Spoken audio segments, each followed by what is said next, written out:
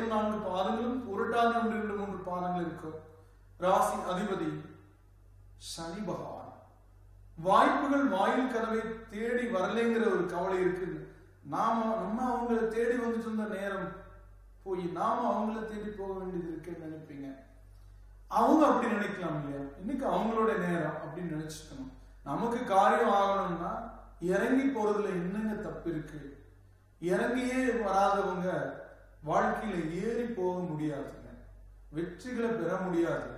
வாழ்க்கையில சில இடத்துக்கு தகுந்த மாதிரி இறங்கி போறவங்க தான், மனசளவுலையும் உடல் அளவையும் இறங்கி போறவங்க தான் வாழ்க்கையில உயர்ந்து நிற்பாங்க.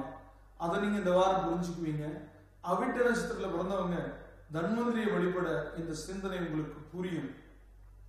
சதயத்துல பிறந்தவங்களுக்கு தட்சிணாமூர்த்தியை வழிபட பலவீனங்கள் அகன்று பண தேவைகள் பூர்த்தி ஆகும்.